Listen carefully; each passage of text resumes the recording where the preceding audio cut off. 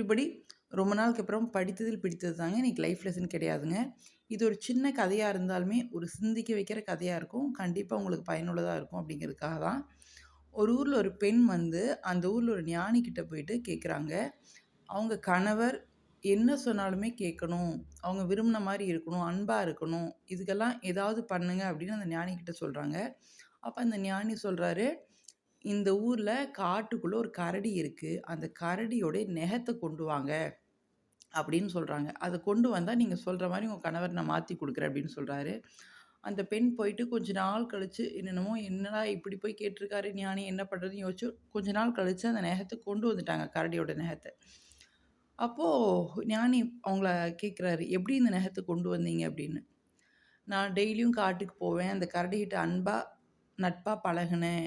2 பேரும் நல்ல நட்பாயிட்டோம். அதனால எனக்கு நெகம் கிடைச்சது." அப்படின்னு சொல்றாங்க. அப்போ ஒரு கரடிகிட்டயே ஒரு அன்பா இருக்கும்போது, உங்கனால இந்த மாரி விஷயங்கள்லாம் பண்ண முடியும்போது, உங்க வாழ்க்கை முழுவதும் வர்ற கணவர்ட்ட நீங்க எப்படி இருக்கணும்? அப்படின்னு கேட்குறாங்க. கதையில கூட இது ஆணுக்கு தான் சொல்லப்பட்டிருக்குது. பெண் இப்படி இருங்க, ஆண் அன்பா இருக்கணும்னு அப்படின்னு. ஆனா இது வந்து நம்ம அப்படி எடுத்துக்க வேண்டாம். பெண்ணா இருந்தாலும் சரி, ஆணா இருந்தாலும் சரி, யார் யாருக்குமே நம்மகிட்ட ஒருத்தர் எப்படி இருக்கணுமோ, அதுக்கு முதல்ல நம்ம அன்பு செலுத்தணும். சும்மா நம்ம எதுவுமே பண்ணாம அவங்க அன்பு செலுத்தணும், அப்படி இருக்கணும், இப்படி இருக்கணும்னு நெனச்சா முடியவே முடியாதுங்க. அதே மாரி எப்பேர்ப்பட்ட மனுஷங்களா இருந்தாலுமே, அன்பு நீங்க செலுத்தி பாருங்க. அவங்க எப்படி மாறுறாங்க அப்படின்னு. தேங்க்ஸ் ஃபார் வாட்சிங்.